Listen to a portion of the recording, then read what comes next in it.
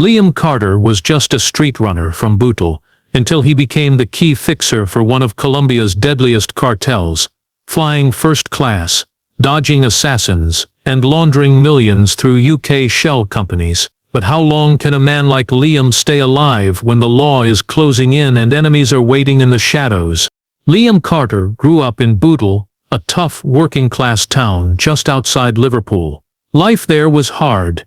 The streets were lined with rows of worn-down houses, and many families struggled to make ends meet. From a young age, Liam learned that opportunities were scarce, and survival meant being tough and smart. His father worked long hours in a factory, but the money never seemed to stretch far enough. His mother did her best to keep the family together, but the challenges of daily life weighed heavily on them all. School was a struggle. Liam wasn't the best student, distracted by the harsh realities outside the classroom. The streets became his real education. Bootle's tight-knit community was a mix of people trying to get by, and those who had already fallen into a life of crime.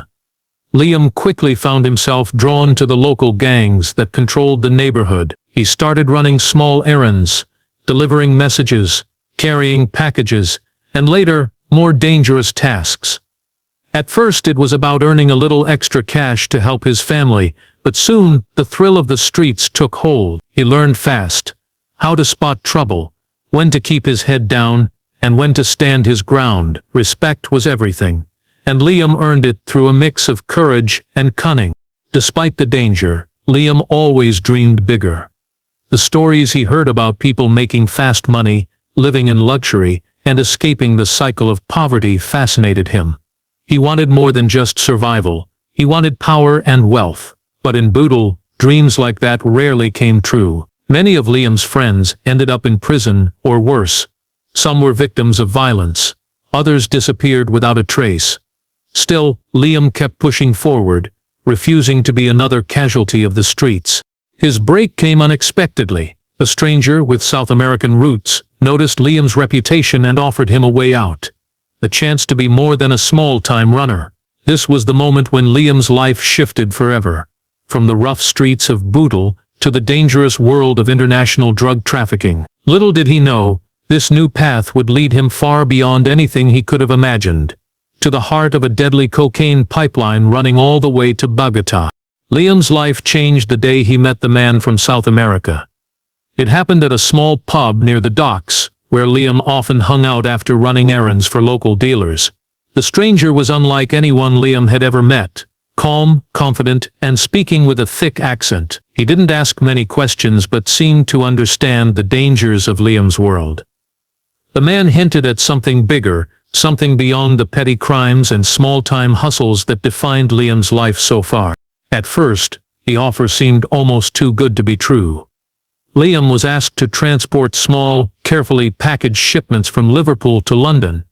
Nothing too risky, just quick deliveries that needed someone who could move fast and stay under the radar. It was a step up from street running, but still within reach of Liam's skills. The pay was much better than anything he'd earned before, and the chance to travel outside Bootle was exciting. Liam accepted, driven by a mix of curiosity and ambition. As the shipments increased, so did the risks. Police were always watching the docks, and rival gangs were hungry to take control. Liam learned to be cautious, using different routes and false identities to avoid detection. The packages weren't just drugs.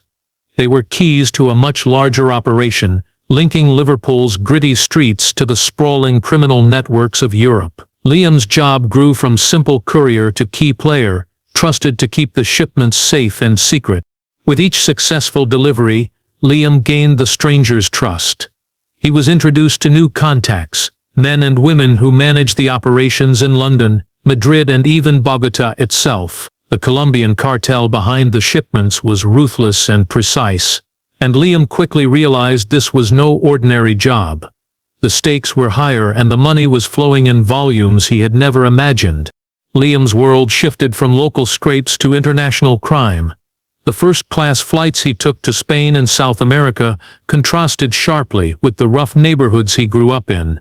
He was climbing a dangerous ladder, caught between the thrill of success and the shadow of violence. With every flight and every shipment, Liam moved deeper into a world where one wrong move could mean the end. But the promise of power kept him hooked. Liam's role within the cartel grew quickly, transforming him from a simple runner into a crucial fixer.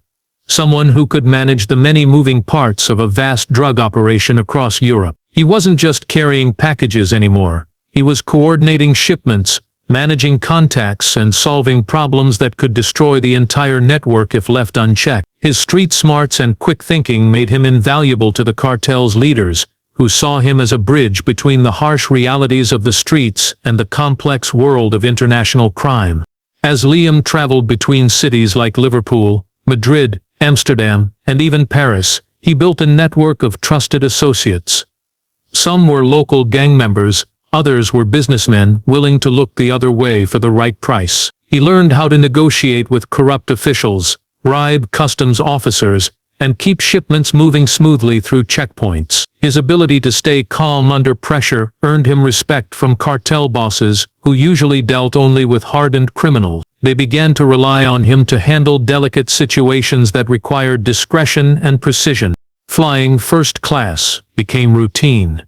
The luxury and comfort were a stark contrast to the cold, gritty streets Liam left behind. He stayed in upscale hotels, attended exclusive parties, and mingled with people from worlds he'd only seen in movies. But behind the glamour was constant danger. Rival gangs tried to intercept shipments, and law enforcement was always closing in. Liam had to be alert at all times, trusting no one completely and always ready to adapt his plans. His rise came with new challenges. Managing the cartel's European operations meant dealing with conflicts between different criminal groups. Liam had to negotiate truces, settle disputes, and sometimes make hard decisions that affected lives. The stakes were high, and failure could mean violent retaliation or arrest. Yet, Liam thrived in this high-risk environment, feeling more alive than ever before. What began as a chance to escape Bootle had transformed into a powerful and dangerous career. Liam was no longer just a street runner. He was a key player in one of Europe's most lucrative cocaine pipelines, caught in a web of crime, money, and violence that stretched from the docks of Liverpool to the jungles of Colombia. With millions of pounds flowing through his hands, Liam quickly realized that moving drugs was only part of the job. Making the money look clean was the real challenge.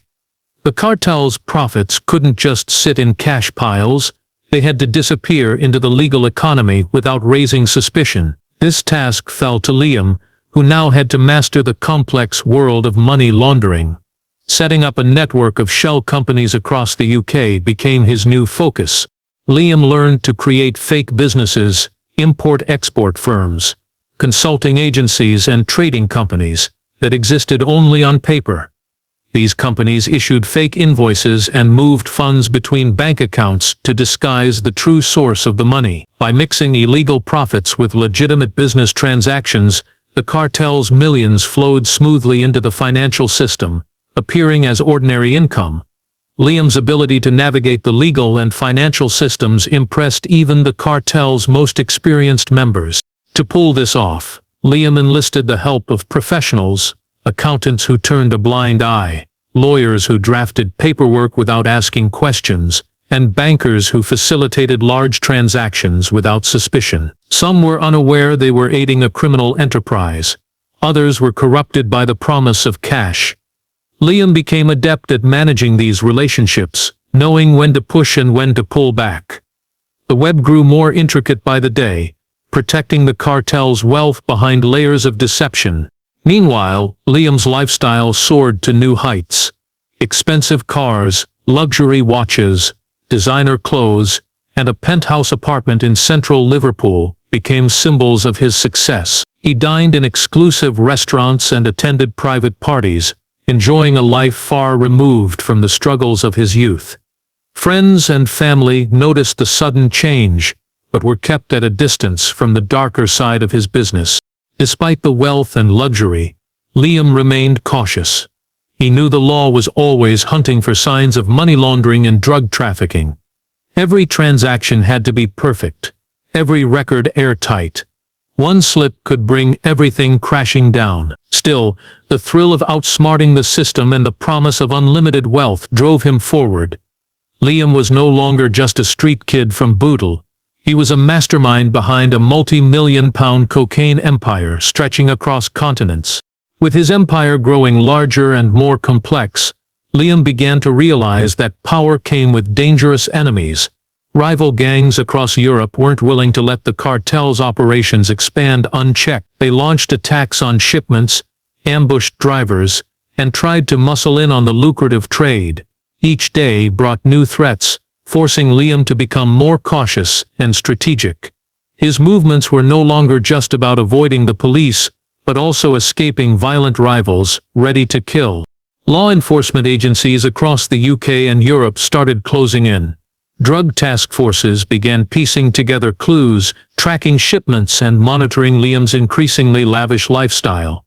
Phone taps, undercover agents and surveillance cameras captured fragments of conversations and meetings. The pressure mounted as the walls tightened around the cocaine pipeline Liam helped run. Police raids disrupted parts of the network, but Liam's careful planning kept him one step ahead for now. The assassination attempts started subtly. Tampered cars, suspicious packages and near misses on the road. Then they became more direct. An ambush at a warehouse, shots fired in the dead of night, and close calls at airports.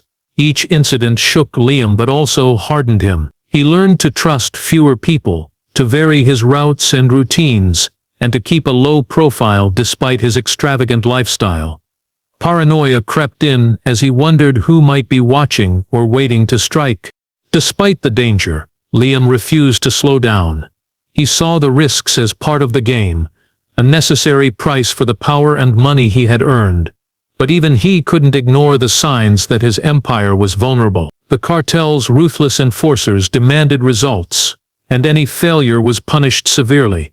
Liam's success depended on staying alive and ahead of both law enforcement and deadly enemies. The shadows closing in weren't just outside threats. Liam sensed that cracks might be forming inside his own organization. Trust was fragile, and alliances could shift with a whisper. The tension grew, and every decision became a matter of life and death. In this high-stakes world, one mistake could end it all. And Liam knew he was running out of time. Just when Liam believed he had mastered the dangerous world he navigated, betrayal struck from within his own circle. A trusted lieutenant, someone Liam had counted on for years, secretly turned informant. This person began feeding crucial information to law enforcement, exposing details about shipments, contacts and the money laundering schemes that had taken years to build. The leak sent shockwaves through the operation, threatening to unravel everything Liam had worked so hard to create. Rumors began circulating within the cartel that Liam was stealing from the profits, skimming millions from deals to fund his lavish lifestyle. The cartel was unforgiving when it came to betrayal or dishonesty.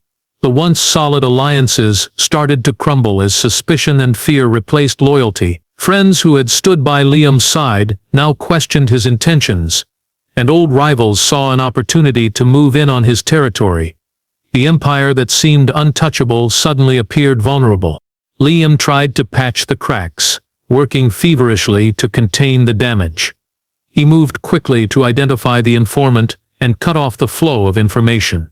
But the trust within the network was shattered, making every transaction and meeting fraught with danger. People whispered behind closed doors, unsure whether Liam was still the leader they won.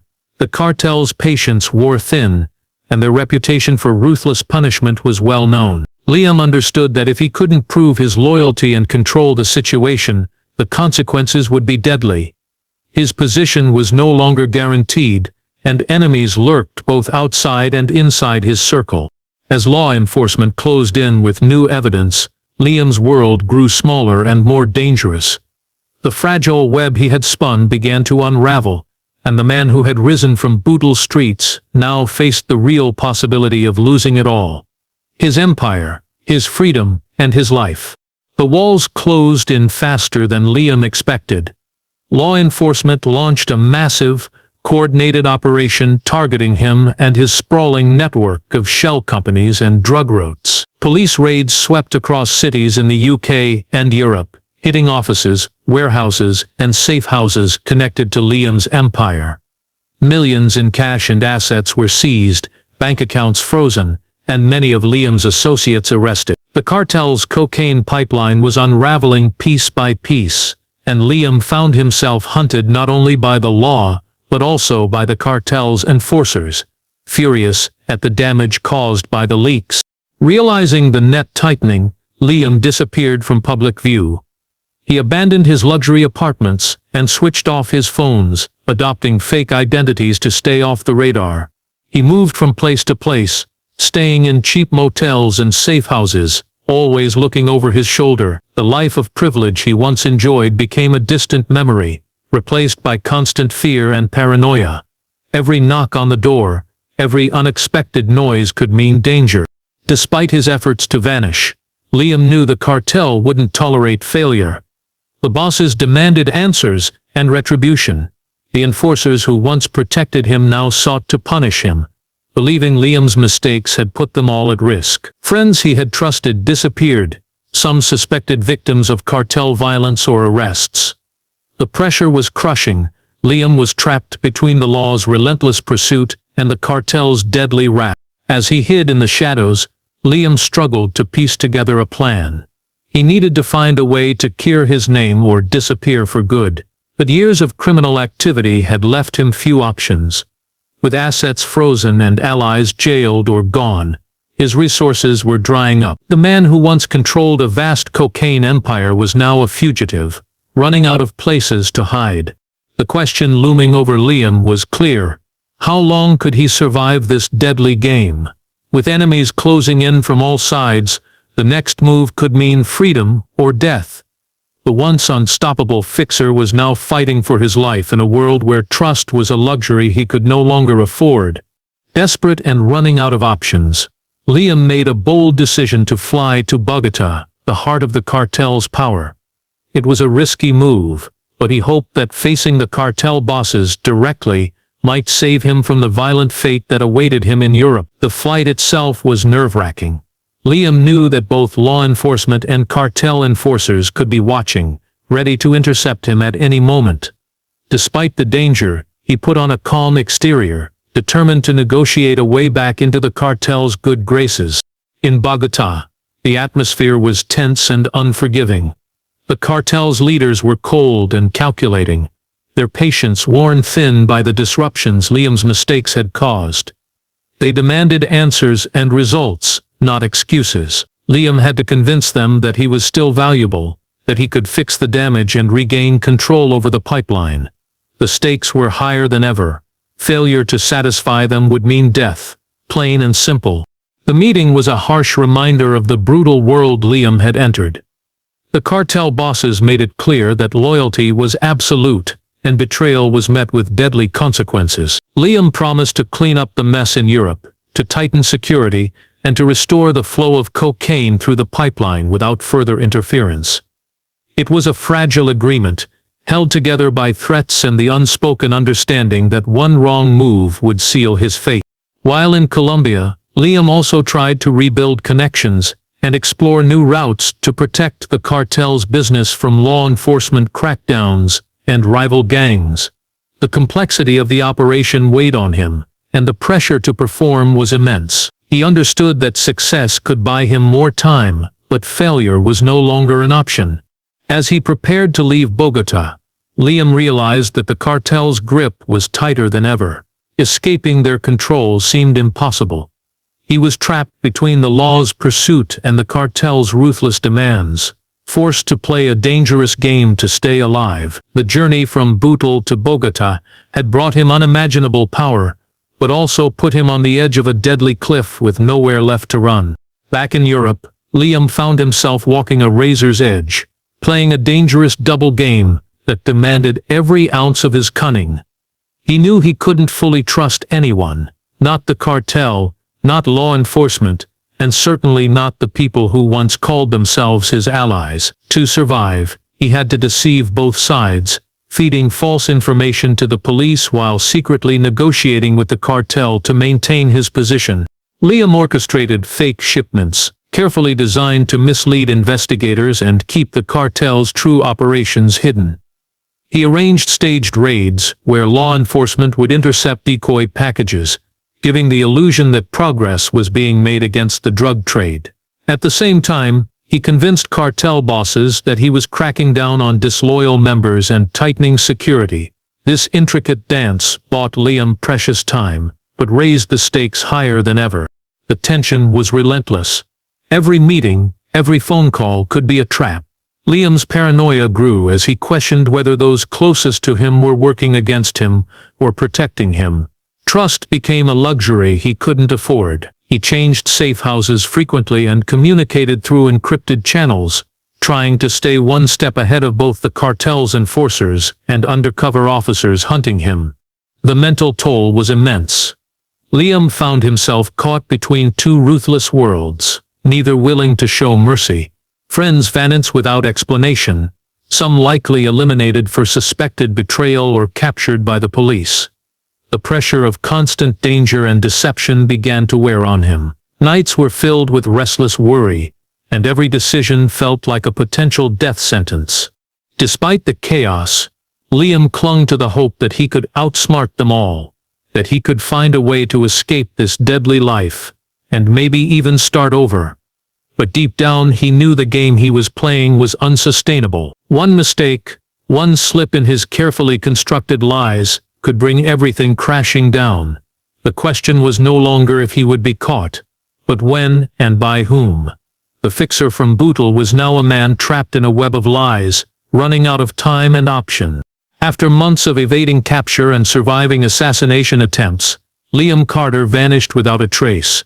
His sudden disappearance sparked rumors and speculation on both sides of the Atlantic. Some said the cartel had finally caught up with him and dealt a deadly punishment for his betrayals and failures.